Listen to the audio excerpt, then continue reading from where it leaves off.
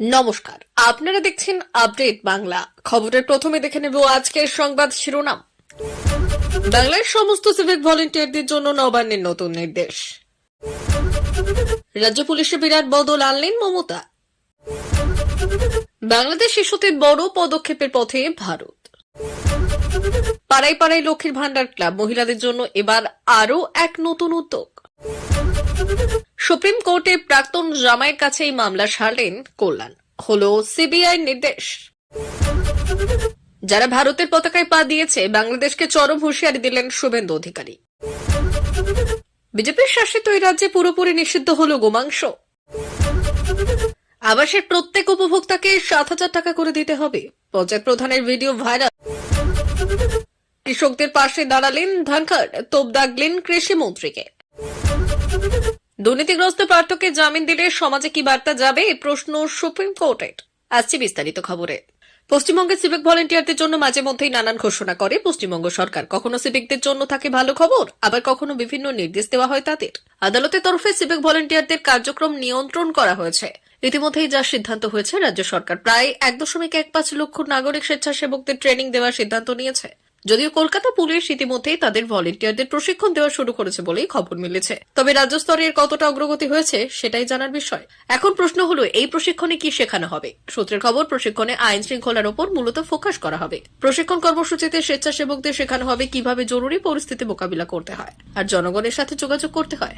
এর পাশাপাশি সব জরুরিকালীন সময়ে শারীরিক সুস্থতা নিয়ে ট্রেনিং দেওয়া হবে এই প্রশিক্ষণে। এই সবকিছুই প্রোগ্রামের মূল অংশ হবে। প্রস্তাবে বলা হয়েছে, সিভিক ভলেন্টিয়াররা ট্রেনিং গ্রহণ করবে জেলা স্তরে পুলিশ সুপারিনটেন্ডেন্ট বা কমিশনারেট এলাকার তত্ত্বাবধানে। আর সবকিছু পরিকল্পনা মতো চললে আগামী বছরের জানুয়ারিতে হয়তো এই প্রশিক্ষণ শুরু হতে পারে। তবে এখনো সেই বিষয়ে স্পষ্টভাবে জানা যাচ্ছে না, কারণ রাজ্য সরকার এখনো পর্যন্ত চূড়ান্ত সিদ্ধান্ত নেয়নি। এমনিতেই রাজ্যে সিভিকদের নিয়ে অসন্তোষ ঘনীভূত, তাই পরিস্থিতি কিছুটা অনুকূলে এলে তখন হয়তো ট্রেনিং কর্মসূচি শুরু হতে পারে। এমনিতেই রাজ্যে সিভিকদের নিয়ে অসন্তোষ ঘনীভূত, তাই পরিস্থিতি কিছুটা অনুকূলে এলে তখন হয়তো ট্রেনিং কর্মসূচি শুরু হতে পারে। যা জানা যাচ্ছে, সুপ্রিম কোর্টের রায়ের পর সিভিক ভলেন্টিয়ারদের প্রশিক্ষণের কথা ভাবা হয়েছে। আদালতের নির্দেশে হাসপাতালে এবং স্কুলের মতো সংবেদনশীল এলাকায় ভলেন্টিয়ার নিয়োগ নিষিদ্ধ করা হয়েছে। আরজিকর কাণ্ডের প্রধান অভিযুক্ত কলকাতা পুলিশের একজন সিভিক ভলেন্টিয়ার চিহ্নিত হওয়ায় সিবিআই চার্জশিটে অপরাধে তার জড়িত থাকার প্রমাণ থাকায় পরিস্থিতি এত জটিল হয়েছে। ফলস্বরূপ সিভিকদের কাজ নির্দিষ্ট গণ্ডির মধ্যে রাখা হয়েছে। তবে এখন সরকারের তরফ থেকে যে উদ্যোগ নেওয়া হচ্ছে, সেই উদ্যোগে সিভিক ভলেন্টিয়াররা উপকৃত হবেন। সমাজের অনেক চাকরি প্রার্থী চাকরি হতে পারে, আর সেখান থেকেই চাকরির নতুন দিগন্ত খুলতে পারে। রাজ্য পুলিশে বদল আনলেন মমতা। গোয়েন্দা প্রধান তথা এডিজি সিআইডি আর রাজশেখরকে পদ থেকে সরিয়ে দিলেন মুখ্যমন্ত্রী মমতা বন্দ্যোপাধ্যায়। তাকে পাঠানো হলো রাজ্য পুলিশের ট্রেনিং এ। আর এর আগে এই পদে পাঠানো হয়েছিল দময়ন্তী সেনকে। সেখান থেকে তাকে এডিজি আইজি পলিসি মেকিং পদে নিয়ে আসা হলো। পলিসি মেকিং পদে ছিলেন আইপিএস অফিসার আর শিবকুমার। এখন প্রশ্ন হলো, সিআইডি নতুন গোয়েন্দা প্রধান কে? এখনো পর্যন্ত এই সংক্রান্ত কোনো নির্দেশিকা প্রকাশ করেনি নবান্ন। কেন রাজশেখরকে গুরুত্বপূর্ণ পদে সরানো হলো সেটাই স্পষ্ট নয়। এটা রুটিন রদবদল বলেই জানাচ্ছে নবান্ন। এডিজি সিআইটি ছাড়াও আরো কয়েকটি পদে রদবদল করা হয়েছে। এনফোর্সমেন্ট ব্রাঞ্চের এডিজি রাজীব মিশ্রকে ডিজি করা হয়েছে, আর শিবকুমারকে পাঠানো হয়েছে এডিজি পদে। প্রশাসন সূত্রে খবর, নতুন গোয়েন্দা প্রধানকে নাম ঘোষণা না হওয়া পর্যন্ত দায়িত্ব সামলাবেন এডিজি সিআইডি 2 পদে আসীন বিশাল গর্গ। তিনি রাজ্য সিআইডির সব থেকে সিনিয়র অফিসার। চিন্ময় কৃষ্ণ দাসকে গ্রেফতারিকে কেন্দ্র করে ফের উত্তপ্ত বাংলাদেশ। পদ্মাপাড়ের দেশে হিন্দু সহ সংখ্যালঘুরা হামলা শিকার হয়েছেন। সেই দেশে হিন্দু সহ সংখ্যালঘুদের সুরক্ষা নিশ্চিত করতে ইউনুস প্রশাসনকে বারবার বার্তা পাঠিয়েছে ভারত। বাংলাদেশ সফরে যাচ্ছেন ভারতের বিদেশ সচিব বিক্রম মিশ্র। ভারতের তরফে সরকারিভাবে এই নিয়ে এখনো কোনো ঘোষণা মেলেনি। তবে বিক্রম মিশ্রের বাংলাদেশ সফরের কথা জানিয়েছেন ইউনুস প্রশাসনের পররাষ্ট্র উপদেষ্টা তৌহিদ হোসেন। তিনি বলেছেন, বিভিন্ন বিষয়ে আলোচনা করতে আগামী সপ্তাহে বাংলাদেশে আসবেন ভারতের বিদেশ সচিব বিক্রম মিশ্র। বাংলাদেশে হিন্দুদের উপর হামলা এবং চিন্ময় দাসের গ্রেপ্তারি নিয়ে বাংলাদেশ ও ভারতের সম্পর্কে টানাপোড়েন শুরু হয়েছে। বাংলাদেশে হিন্দু সহ সংখ্যালঘুদের সুরক্ষা নিশ্চিত করতে ইউনুস প্রশাসনকে বারবার বার্তা দিচ্ছে ভারত। পশ্চিমবঙ্গ সরকারের লক্ষ্মীর ভান্ডার প্রকল্প ইতিমধ্যেই রাজ্যের বহু মহিলা জীবনযাত্রায় ব্যাপক প্রভাব এনেছে। রাজ্যের জনকল্যাণমূলক প্রকল্পগুলির মধ্যে লক্ষ্মীর ভান্ডার প্রকল্প সব থেকে গুরুত্বপূর্ণ। আর এই প্রকল্প থেকেই এবার এক অভিনব উদ্যোগ গ্রহণ করল চাঁদরা ব্লকের সনকাডাঙ্গা গ্রামের মহিলারা। মহিলাদের পদক্ষেপে পুরুষদের সমর্থন। মহিলাদের এই পদক্ষেপে গ্রামের পুরুষরা সমর্থন জানিয়েছেন। ক্লাবের সদস্যরা জানিয়েছেন তারা গ্রামের পুরুষদের সঙ্গে কাঁধে কাঁধ মিলিয়ে কাজ করবেন। উন্নয়নমূলক কাজ হোক বা সামাজিক সমস্যার সমাধান, সব ক্ষেত্রেই সক্রিয় ভূমিকা পালন করবে এই ক্লাব। এই ক্লাবের উদ্দেশ্য কি? লক্ষ্মীর ভান্ডার প্রকল্পের মাধ্যমে প্রাপ্ত আর্থিক সহায়তা পেয়ে মহিলারা এই ক্লাব গঠন করার সিদ্ধান্ত গ্রহণ করেছেন। নিজেদের মধ্যে আলোচনা করে গ্রামের মহিলারা সিদ্ধান্ত নেন লক্ষ্মীর ভান্ডার প্রকল্পের সুবিধাকে আরও বৃহত্তর এবং সমাজ কল্যাণমূলক কাজে ব্যবহার করা যাবে এই ক্লাবের মাধ্যমে। এছাড়া এই ক্লাব গঠনের মাধ্যমে গ্রামের মহিলারা আরও অর্থনৈতিকভাবে স্বনির্ভর হয়ে উঠবে। ক্লাবের সদস্য রীতা দাস জানিয়েছেন, আমরা চাই আমাদের গ্রাম আরও উন্নত হোক, শুধু ঘরের কাজ নয়। এখন থেকে আমরা গ্রামের উন্নয়নের অংশ নেব। ভবিষ্যৎ পরিকল্পনা লক্ষ্মীর ভান্ডার ক্লাবের তরফ থেকে সম্প্রতি জানানো হয়েছে ভবিষ্যতে তারা আরও অনেক সামাজিক এবং অর্থনৈতিক প্রকল্পে যুক্ত হতে চান। বিশেষ করে নারীদের শিক্ষার প্রসার, স্বাস্থ্য সচেতনতা বৃদ্ধি এবং কর্মসংস্থানের সুযোগ করে দেওয়া এই ক্লাবের মূল উদ্দেশ্য। তৃণমূলের উপর বিজেপির হামলা এবং শ্লীলতাহানির অভিযোগে তদন্তভার সিবিআইকে দিল সুপ্রিম কোর্ট। 2020 সালে প্রাক্তন জামাই কবির শঙ্কর বোসের বিরুদ্ধে অভিযোগ করেছিলেন তৃণমূল সাংসদ কল্যাণ বন্দ্যোপাধ্যায়। 4 বছর পর সেই ঘটনার তদন্তভার গেল সিবিআই এর হাতে। সেই ঘটনায় অভিযোগ দায়ের করে কবির শঙ্কর বোসের বিরুদ্ধে তদন্ত শুরু করেছে রাজ্য পুলিশ। আর এই ঘটনায় সিবিআই তদন্তের দাবিতে সুপ্রিম কোর্টের দ্বারস্থ হয়েছিলেন আইনজীবী কবির শঙ্কর। 2020 সালে শ্রীরামপুরে এক রাজনৈতিক প্রচারে কবির শঙ্কর বসু তৃণমূল কর্মীদের মারধর এবং মহিলা কর্মীদের উপর হামলা করেছেন বলে পুলিশে অভিযোগ করেছেন স্থানীয় সাংসদ কল্যাণ বন্দ্যোপাধ্যায়। আর সেই অভিযোগের ভিত্তিতে তদন্ত শুরু করে পুলিশ। ওদিকে এফআইআর খারিজের দাবিতে সুপ্রিম কোর্টে আবেদন করেন কবির শঙ্কর। আর সেই মামলায় বিচারপতি বিভি নাগরত্ন এবং বিচারপতি পঙ্কজ মিথালের ডিভিশন বেঞ্চ বুধবার রায় দিয়েছে। কবির শঙ্করের বিরুদ্ধে অভিযোগের তদন্ত করবে সিবিআই। পর্যবেক্ষণে বিচারপতিরা জানিয়েছেন কবির শঙ্কর বোসের সঙ্গে কল্যাণ বন্দ্যোপাধ্যায়ের ব্যক্তিগত শত্রুতা রয়েছে, তাদের রাজনৈতিক প্রতিদ্বন্দ্বিতাও রয়েছে। তাই এই মামলায় রাজ্যের তদন্তে আস্থা রাখা যায় না। সিবিআইকে তদন্তভার হস্তান্তর করতে হবে। রাজ্য পুলিশকে এই মামলার সমস্ত নথি সিবিআইকে হস্তান্তর করতে দিয়েছে আদালত। কল্যাণ বন্দ্যোপাধ্যায়ের কন্যা সমিত প্রমিতির সঙ্গে 2010 সালে বিয়ে হয়েছিল সুপ্রিম কোর্টের আইনজীবী কবির শঙ্করের। বাংলাদেশের লাগাতার হিন্দু নিপীড়নের ঘটনার ফের একবার প্রতিবেশী দেশকে হুঁশিয়ারি দিলেন রাজ্যের বিরোধী দলনেতা শুভেন্দু অধিকারী। মঙ্গলবার বিধানসভার সামনে সাংবাদিকদের মুখোমুখি হয়ে তিনি বলেছেন, শুধু খাবার না, বাংলাদেশের সব বন্ধ করে দেব। এদিন তিনি বলেছেন মুখ্যমন্ত্রীর বাড়ির কেউ স্বাধীনতা সংগ্রামে অংশগ্রহণ করেননি।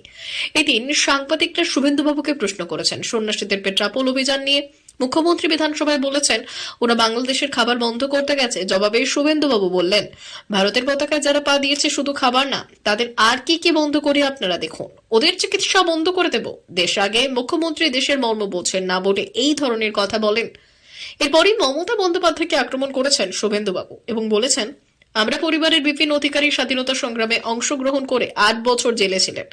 মুখ্যমন্ত্রীর পরিবারের কেউ স্বাধীনতা সংগ্রামে অংশগ্রহণ করেননি। আমার মা 60 সালে বরিশাল থেকে এখানে এসেছিলেন। আমি অত্যাচার জানি। মমতা বন্দ্যোপাধ্যায় কি করে স্বাধীনতার মর্ম বুঝবে? শুভেন্দুবাবু বললেন, বিধানসভা থেকে দিল্লি সরকারকে সনাতন বোর্ড তৈরির আবেদন জানানো উচিত।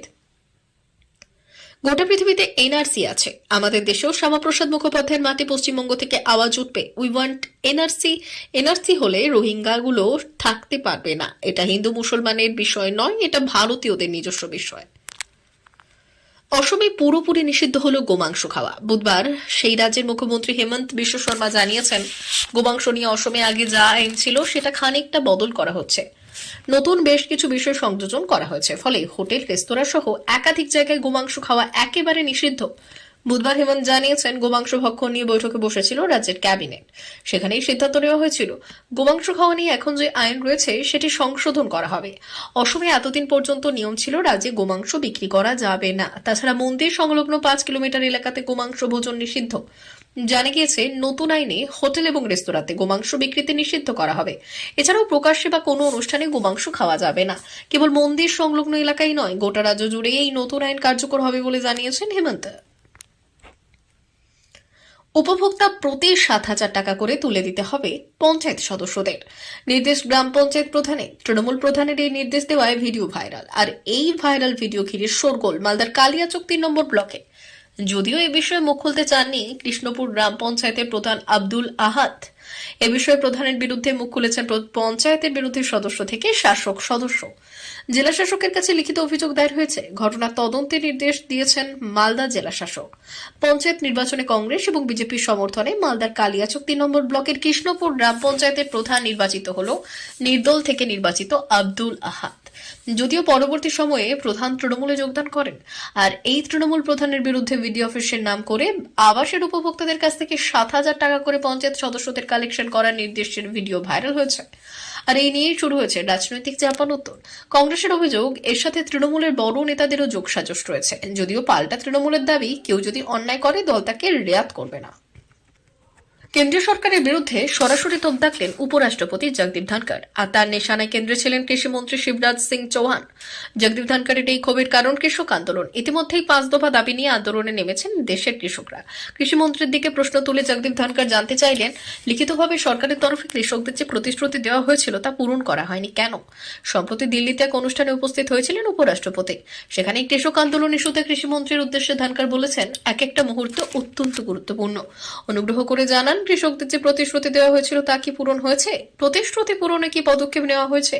এরপরই ক্ষোভ উগরে দিয়ে তিনি বলেছেন, আমি বুঝতে পারছি না কৃষকদের সঙ্গে কেন কথা বলা হচ্ছে না। শীতকালীন অধিবেশন চলাকালীন সংসদ ঘেরাওয়ের লক্ষ্যে ফের পথে নেমেছে দেশের একাধিক কৃষক সংগঠন। 5 দফা দাবিতে দেশের কৃষকদের এই আন্দোলন নতুন করে চিন্তা বাড়িয়েছে সরকারের। কৃষকদের এই দিল্লি অভিযান আটকাতে নয়ডাতে রণসাজে প্রস্তুত হয়েছে পুলিশ প্রশাসন। এহেন পরিস্থিতির মাঝেই এবার কৃষকদের পাশে দাঁড়িয়ে কেন্দ্রের সমালোচনায় সরব হলেন কৃষক সন্তান ধনখড়। জল গড়িয়েছে একেবারে সুপ্রিম কোর্টে। যদিও এদিন শুনানি শুরু থেকে পার্থ চট্টোপাধ্যায়ের জামিন নিশ্চিত করতে একেবারে তেড়ে ফুড়ে মাঠে নামতে দেখা যায় মুকুল রোহিতকে। প্রয়োজনে পার্থ চট্টোপাধ্যায় প্রতিবেশী রাজ্যে থাকবেন বলেও কোর্টকে বোঝানোর চেষ্টা করেন তিনি। যদিও বিচারপতি স্পষ্ট পর্যবেক্ষণ, পার্থ চট্টোপাধ্যায় দুর্নীতিগ্রস্তরা এভাবে জামিন পেলে সমাজে কি বার্তা যাবে তা নিয়ে উদ্বেগ প্রকাশ করতে দেখা যায়। যদিও মধ্যাহ্নভোজের বিরতির আগে পর্যন্ত পাওয়া আপডেট বলছে, এই মামলায় পার্থ চট্টোপাধ্যায়ের ভূমিকা খতিয়ে দেখার জন্য আবেদন জানিয়েছিলেন additional solicitor general SV Raju. ED মামলায় জামিন পেলেও সিবিআই মামলায় তিনি এখনও জেলে থাকবেন বলে জানান রাজু।